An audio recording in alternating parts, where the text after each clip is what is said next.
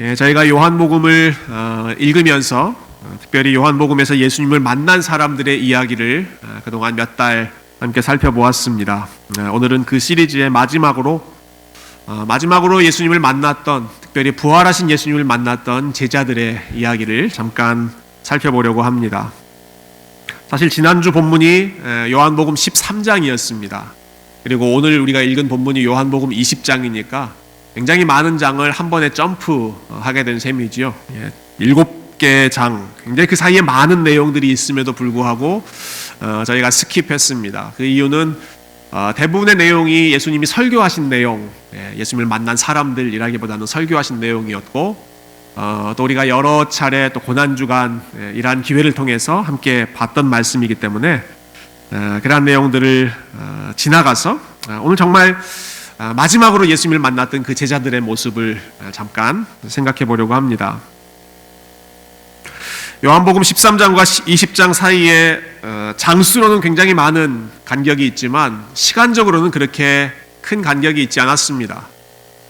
예수님께서 제자들의 발을 씻어주셨던 지난주 말씀, 그 본문은 예수님의 생애 마지막 중에 목요일 저녁에 해당하는 내용이었고요.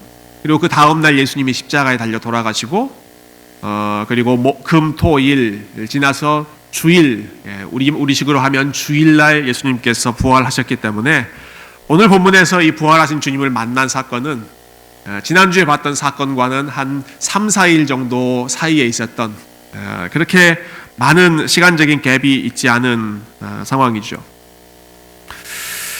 그렇지만 긴 시간이 지나가지 않았지만 그 짧은 시간 중에 제자들이 겪었던 일들은 굉장히 큰 일들을 많이 겪었습니다. 무척이나 많은 일들이 그들의 삶에 있었습니다. 그래서 이 기간 동안에 제자들이 느꼈던 심리적인 상태를 아마 한마디로 표현한다면 요즘에 자주 쓰는 단어로 멘붕이라고 하는 단어를 쓸 수 있을 것입니다. 멘탈이 붕괴됐다, 정신이 없게 모든 일들이 지나갔다라고 하는 그 단어가 멘붕이죠. 여러분 생각해 보십시오. 3년간 믿고 따르던 선생님이 갑자기 하룻밤에 잡혀서 처형당하셨습니다. 그것도 가장 흉악한 범죄자에게만 처형했던 십자가 처형을 그들의 스승이 예수님께서 맞이하셨던 것이죠. 그리고는 이제는 그 예수님께 쏠렸던 화살과 관심이 그 예수님을 따랐던 자기들, 제자들에게 돌려지는 그런 위태로운 상황 가운데 처해졌으니까 이 제자들의 마음이 얼마나 불안하고 두려워하고 떨렸을지 우리가 익히 짐작할 수 있을 것입니다. 오늘 본문이 시작하는 19절 처음 부분에 보니까 제자들의 마음 상태가 고스란히 드러나 있습니다. 19절 다시 한번 보실까요? 이렇게 시작하죠. 이날 곧 안식 후 첫날 저녁 때에 제자들이 유대인들을 두려워하여 모인 곳에 문들을 닫았더니, 여러분 제자들이 어떤 상태에 있습니까? 제자들이 어디 있습니까? 두려워해서 같이 모여있긴 한데 모여있는 곳에 문을 잠궈놓고 아무도 들어오지 못하도록 꽁꽁 숨어서 자기들을 숨겨놓고 있는 그러한 상황이죠. 유대인들을 두려워했다라고 되어 있습니다. 유대인들을 두려워하여 이런 행동을 하고 있다. 왜냐하면 그들은 유대인들이 어떤 사람인지를 너무나 잘 봤기 때문에 그렇습니다. 유대인들이 얼마나 광기가 가득한 사람들인지 순식간에 예수님을 향해서 저 사람을 못 박아라 외쳤고, 또 유대인의 종교 지도자들이 얼마나 간교한 수를 써서 무고한 예수님을 거짓된 증거, 거짓된 재판으로 몰아세워서 예수님을 처형시켰던 그러한 악랄한 유대인들의 모습을 보았기 때문에 이것이 예수님께서 당하신 일이라면 이제 우리에게도 그러한 일이 당해질지 모른다, 미칠지 모른다 하는 마음으로 유대인들을 두려워하고 있는 것이죠. 그래서 문을 닫고 초조한 마음으로 숨어서 아무도 그곳에 들어오지 못하도록 자기들의 정체를 숨기고 있는 것입니다. 그런데 그렇게 두려워서 벌벌 떨고 있는 자리에 우리 주님께서 부활하신 후에 찾아오십니다. 부활하신 후에 주님께서 제자들에게 찾아오십니다. 제가 조금 전에 읽었던 19절의 뒷부분에 보시면 그들이 문들을 닫았더니 예수께서 오사 가운데 서서 이르시되 너희에게 평강이 있을지어다. 너희에게 평강이 있을지어다 라고 말씀하시죠. 21절에도 보시면 예수께서 또 이르시되 너희에게 평강이 있을지어다 말씀하시고요. 오늘 다 읽지 않았습니다마는 26절에도 보시면 예수님이 그 다음에 또 나타나셔서는 너희에게 평강이 있을지어다. 세 차례에 걸쳐서 두려워하는 제자들을 향해서 평강이 있을지어다 선포해 주시는 예수님의 모습을 저희가 함께 읽었습니다. 자, 우리 주님이 어떤 모습이십니까? 어떤 분이십니까?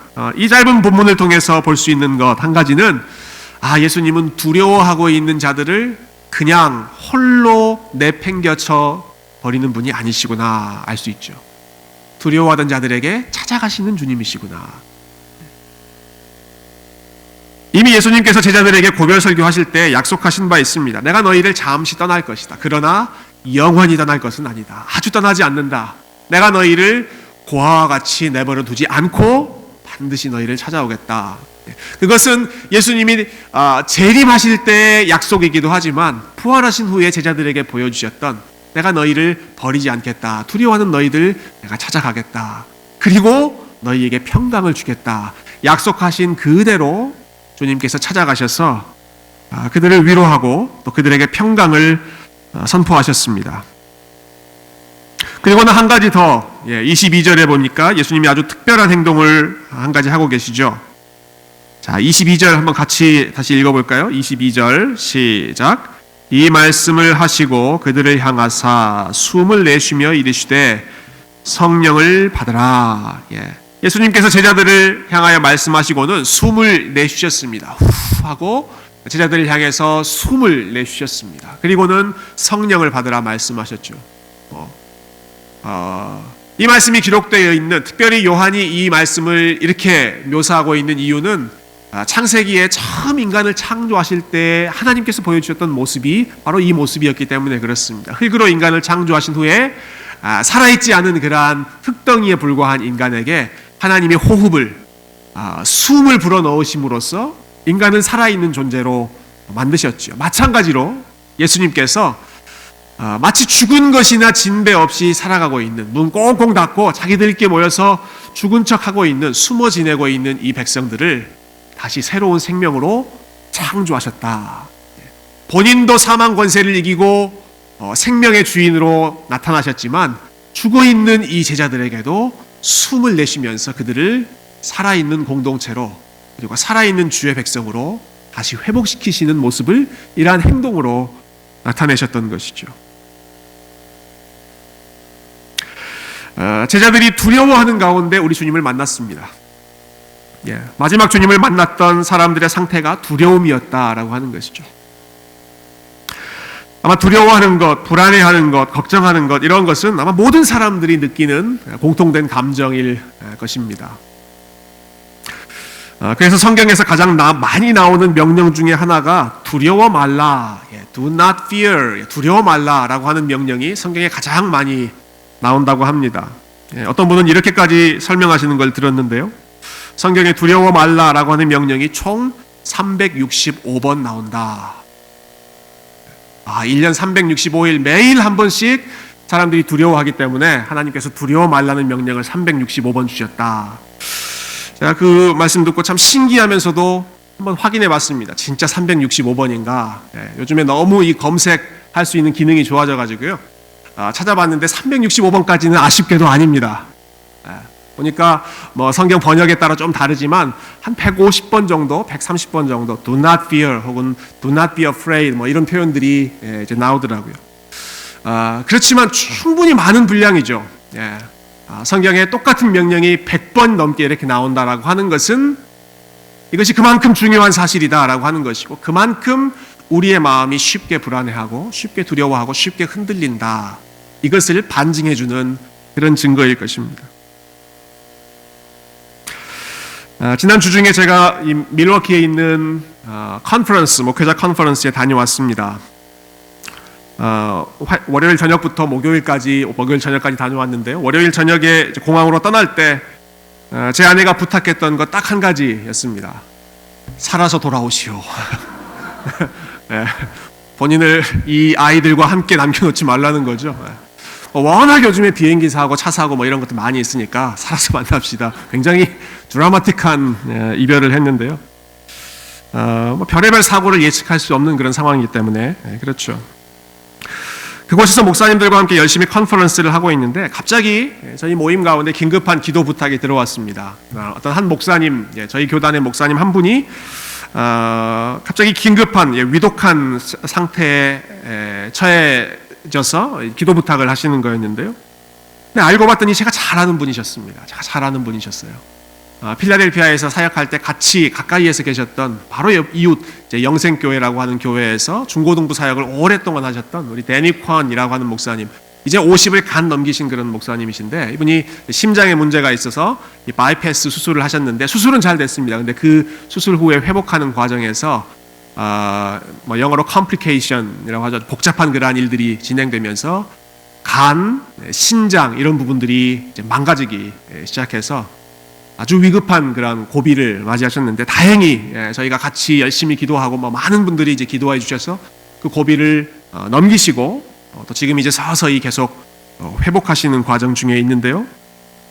자, 그렇게 누군가 급하게 아프다, 갑자기 위급한 그런 상황이 되었다라는 소식을 들으면 혹시 나도 그러진 않을까, 혹시 우리 가족도 그런 위급한 상황에 처하지 않을까 하는 불안한 마음, 두려운 마음 들지 않겠습니까? 그래서 목사님들끼리 어떻게 우리가 건강하게 우리 몸을 잘 관리할 수 있는지 그러한 주제를 가지고 또 한참 이야기를 나눴던 기억이 납니다. 또 그곳에서 여러 목사님들과 교제하면서 여러 교회들의 상황들을 듣다 보니까 참 많은 교회들이 이런저러한 이슈들로 참 어려움 가운데 있다라고 하는 것을 알게 되었습니다. 그런 소식을 들을 때마다 하나님께서 우리 교회에 참 평강을 주신 것 감사하면서도 참 사람 마음이 간사하죠. 또 우리 교회에도 비슷한 상황이 일어나면 어떡하나 하는 그런 불안한 마음, 두려운 마음이 문득 들었습니다. 컨퍼런스 가서 열심히 기도하고 성령 충만해서 오라고 했더니 겁쟁이가 돼서 돌아왔다, 그런 생각을 하실지 모르겠습니다. 그런데 우리의 현실을 더 민감하게 느끼는 것이죠. 우리가 이렇게 불안해하고 두려워한 일이 많은 fragile, 정말 깨어지기 쉬운 것이 인간의 상황이다, 삶이다라는 것을 인식하게 되는 것이죠. 저는 저 나름대로의 걱정이 있고 또 여러분은 여러분 나름대로의 걱정과 불안거리가 다 몇 가지씩 가지고 있으실 것입니다. 두려움으로부터 자유로운 사람이 세상에 어디 있겠습니까? 불안함으로부터 나는 자유롭다라고 자신 있게 말할 수 있는 사람이 어디 있겠습니까? 다들 불안한 마음을 가지고 살아가는 것이죠. 여러분, 그렇지만 이토록 불안한 마음, 두려운 마음이 들 때마다 우리가 기억해야 할 사실이 있습니다. 그것은 주님께서 당신의 백성들을 홀로 남겨두지 않는다라는 사실입니다.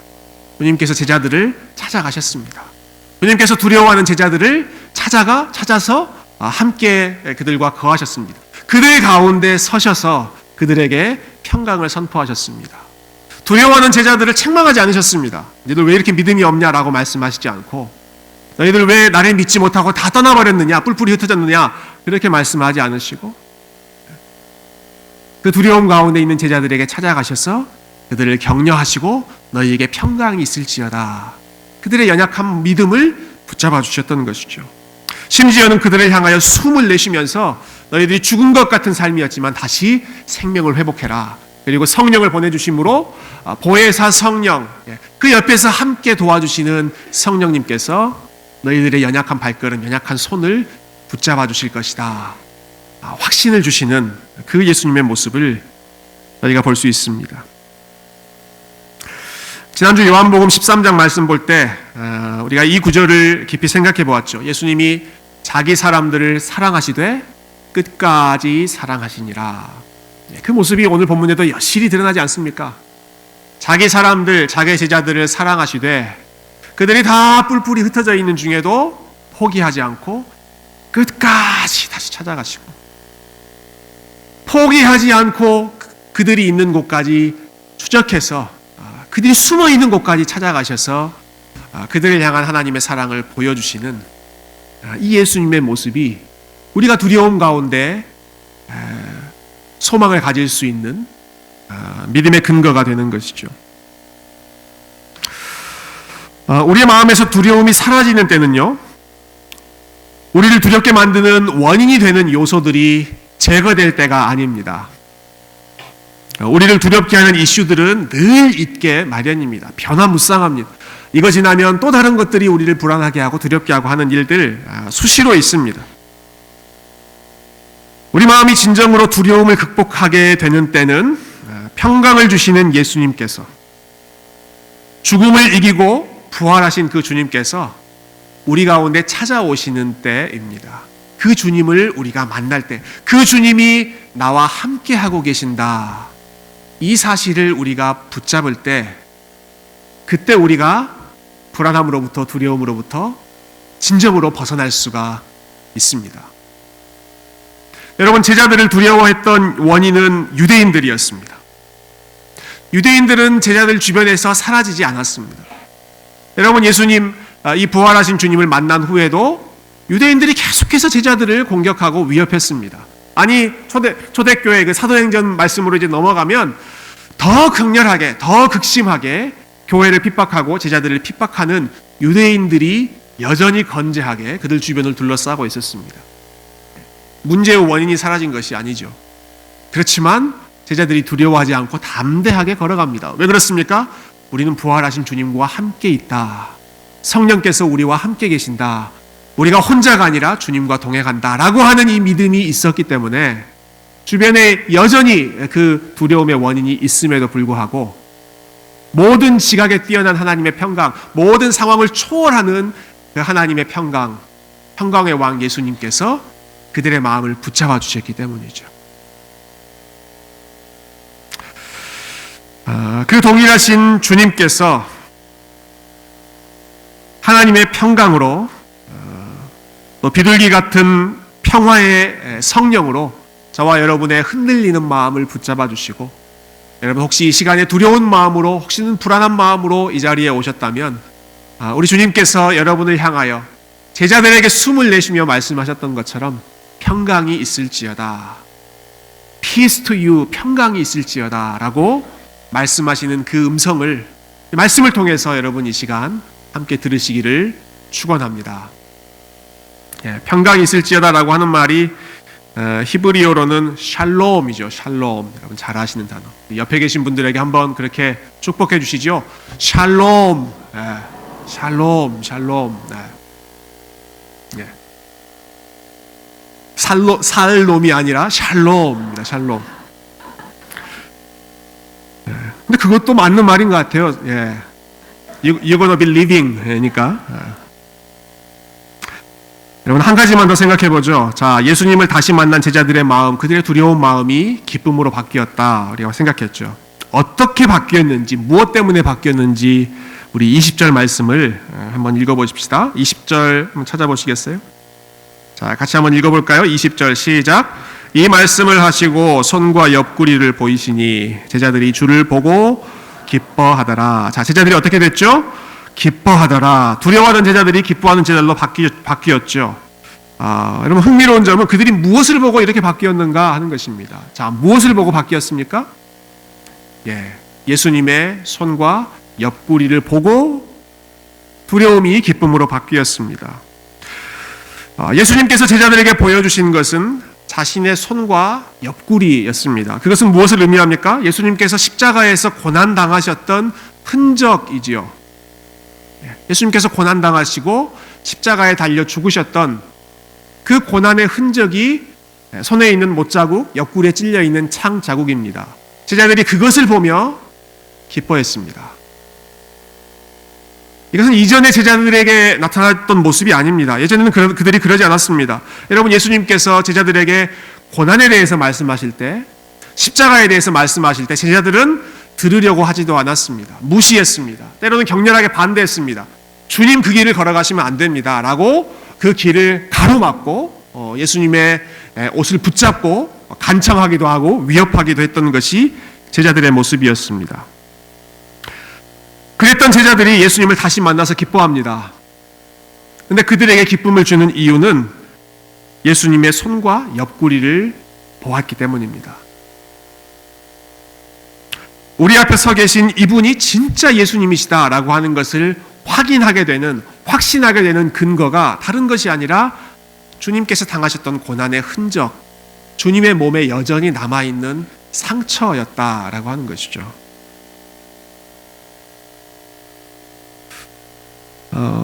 대부분의 사람들은 가능하면 자신의 삶에 고난의 흔적이 없기를 바라며 살아갑니다.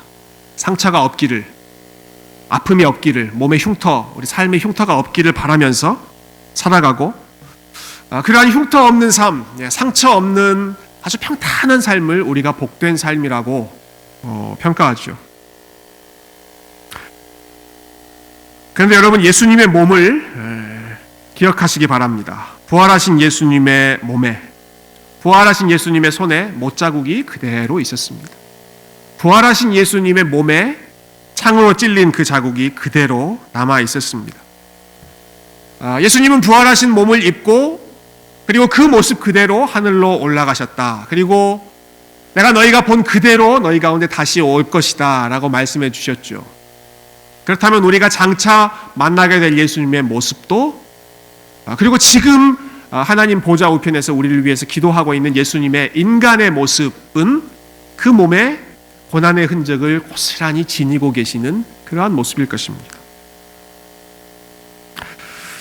그런데 여러분, 예수님께서 부활하신 몸은 우리가 보통 가장 영광스러운 몸이라고 생각합니다. 예수님이 부활하신 몸을 가장 영광스러운 몸이라고 생각하고, 우리가 장차 그분과 같이 변하게 될 몸, 예수님이 부활하신 몸이다. 우리 이렇게 고백합니다. 우리가 예배 때마다 사도신경 고백합니다. 사도신경의 마지막 부분 혹시 기억하십니까? 사도신경의 마지막 부분은 몸이 다시 사는 것과 영원히 사는 것을 믿사옵나이다. 여러분, 우리의 몸이 다시 산다. 주님의 몸이 영원히 부활하셔서 살아가신 것처럼 우리의 몸도 다시 살 것이다. 근데 우리의 몸이 예수님의 부활의 몸처럼 다시 산다라고 했을 때에는 그 몸이 어떤 모습으로 바뀌는 것일까요? 어떤 모습으로 바뀌는 걸까요?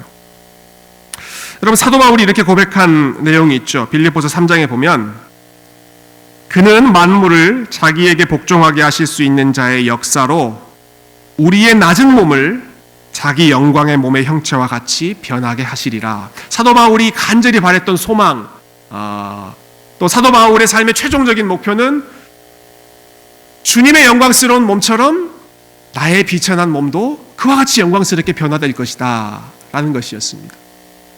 근데 그분의 영광스러운 몸, 부활하신 그분의 몸이 어떤 상태였습니까? 저는 종종 이렇게 생각했습니다. 예수님의 영광스러운 상태, 영광스러운 몸을 생각하면 정말 모든 상처가 다 제거되고 어떠한 흉터도 남지 않는 깨끗하고 온전한 몸, 그게 정말 최고로 영광스러운 상태이지 않을까. 아이들을 키우다가 다치면 엄마들이 아이들 몸에 흉터가 남을까 봐 걱정을 많이 하죠. 그래서 아이들 상처가 흉터지지 않도록 좋은 약들을 이제 골라서 아이들에게 발라줍니다. 예전에 봤던 한국의 여러 제약회사 광고들 중에 이런 광고들이 있었습니다. 상처엔 뭐 나오죠? 그 다음에 특정 상품을 홍보하는 것 같아서 좀 그런데요. 상처엔 후시딘, 상처엔 마데카솔, 이런 약들이 어린 아이들 상처에 바르면 이제 이 흉터가 남지 않는다. 그런 약들 열심히 발랐죠. 그런 약을 바르면서 상처가 남지 않게 하거나, 혹은 심하게 흉터가 남은 경우에는 레이저 시술을 하든지 성형 수술을 하든지 그것을 다 제거하는 것, 그것을 우리는 상상합니다. 그런데 예수님께서 부활하신 몸, 영광스러운 몸이 여전히 못에 박힌 자국과 여전히 창에 찔린 자국이 남아있었다라고 하는 사실은 정말로 무엇이 영광스러운 것인가, 무엇이 진정 영광스러운 몸인가, 영광스러운 상태인가 라고 하는 것을 조금 새롭게 다시 한번 생각해 보게 하는 사실입니다. 여러분, 예수님께서 제자들에게 손과 옆구리를 보여주시면서 See? 다 나았다? 라고 말씀하지 않으셨습니다. 봐라, 예전에 내 손에 구멍이 있었는데 다 채워졌다? 내 옆구리에 창이 있었는데 말끔하게 다 고쳐졌다? 이렇게 말씀하지 않으시고 너희의 손으로 내 못자국을 만져봐라. 창자국을 만져봐라. 그분의 몸에 고스란히 그 모든 상처와 아픔의 흔적이 남아 있었던 것이죠. 그렇지만 그 몸은 가장 영광스러운 몸이었던 것입니다.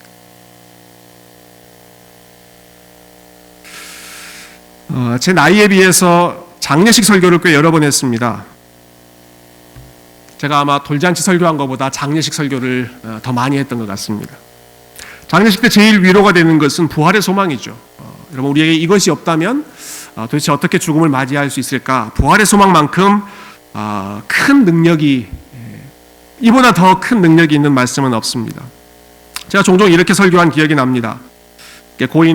고인들 이제 추모하면서 또 가족들을 위로하면서 이렇게 이야기했습니다. 돌아가신 분의 마지막 모습은 연약했을지 모르지만, 여러 가지 질병을 앓는 참 약한 모습이었을지 모르지만, 다시 부활의 몸을 입을 때에는 우리가 가장 건강한 모습으로 만날 것입니다 라고 하는 이야기를 종종 했습니다.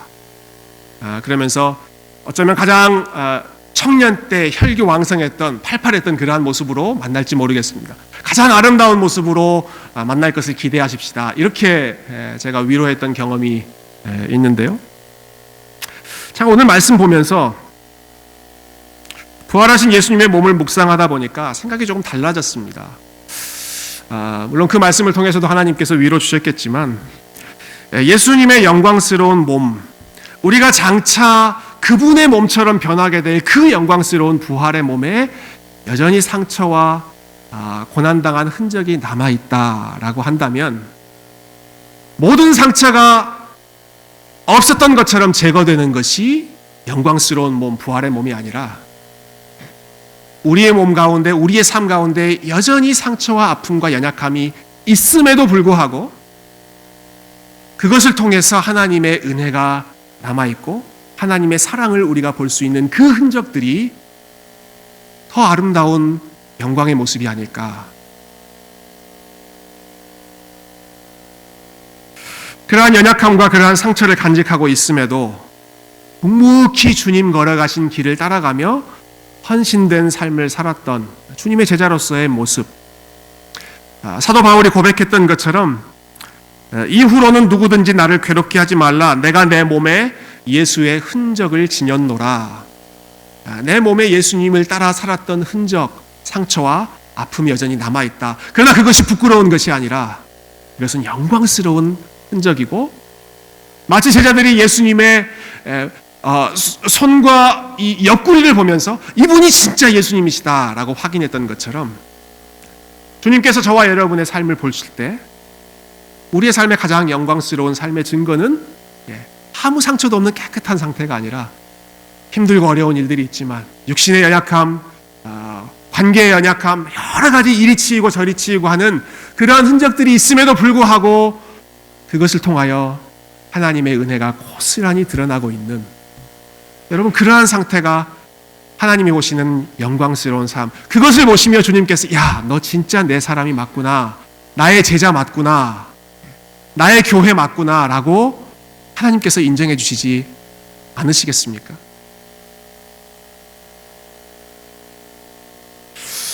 아, 1차 세계대전이 한창이던 20세기 초, 그러니까 얼마나 비극적인 시대입니까? 얼마나 많은 사람들이 죽고 고통당했던 시대이겠습니까? 그때 영국에서 목회하던 에드워드 쉴리토라고 하는 목사님께서 기도하는 마음으로 한 시를 쓰셨습니다. 그 시의 제목이 Jesus of the Scars 였습니다. Jesus of the Scars, 상처 입은 예수님.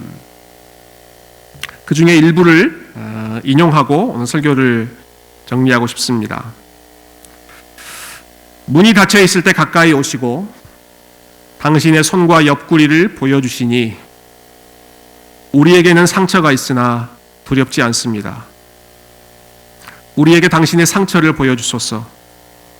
그것이 당신을 확인하는 암호이오니 다른 신들은 강했으나 당신은 연약하셨고 그들은 말을 타고 힘차게 달렸으나 당신은 비틀거리셨습니다. 그러나 오직 당신만이 상처 입은 우리에게 말씀하실 수 있는 이유는 다른 신들에게는 상처가 없고 오직 당신께만 있기 때문입니다. Jesus of the scars. 상처 입은 예수님, 부활하신 영광스러운 몸도 상처가 있었고, 그러나 그 모습을 볼 때 제자들의 두려운 마음이 기쁨으로 바뀌었던 것이죠. 사랑하는 성도 여러분, 우리 예수님은 상처 입은 치유자이셨습니다. 여러분, 그분의 몸에 남아 있었던 상처는 하나님의 영광을 드러내는 도구였고, 그분의 몸에 남아 있던 상처는 제자들의 두려운 마음을 기쁨으로 바꾸는, 제자들을 위로하는 그러한 수단이 되었습니다. 그리고 주님께서는 이렇게 말씀하십니다. 아버지께서 나를 보내신 것처럼 나도 너희를 세상에 보내노라. 아버지께서 나를 이 험난한 세상 가운데 보내셔서 내가 고난받는 종으로 살아가면서 이렇게 온갖 몸에 고난의 흔적이 남아있는 삶을 살았던 것처럼 나도 너희를 세상 가운데 보내노라. 내가 걸었던 그 믿음의 길, 고난받는 종으로서의 길을 열심히 살다가 우리에게 남아있는 그러한 하나님 나라를 위한 흔적을 서로 보고 그것을 만져보며 우리 하나님의 영광을 드러내고 그리고 주님께서 주시는 위로와 평강을 맛보지 않겠느냐. 세상에 파송하실 때 예수님의 마음이 그러한 마음이셨던 것이죠. 험한 세상 속에서 고난받는 종으로 살아가셨고 그분의 십자가의 흔적이 하나님의 영광이었던 것처럼 저와 여러분의 삶 역시 우리 주님 되신 그리스도의 발자취를 따라가고 그리고 우리의 삶에 새겨진 예수 그리스도의 흔적, 우리의 삶에 하나님 때문에 믿음으로 새겨졌던 남겨있는 여러 가지 믿음의 흔적들, 상처와 아픔들을 통하여 오히려 하나님께 찬양하고 오히려 하나님의 영광을 크게 드러내는 믿음의 용사들이 되시기를 주님의 이름으로 축원드립니다. 함께 기도하겠습니다.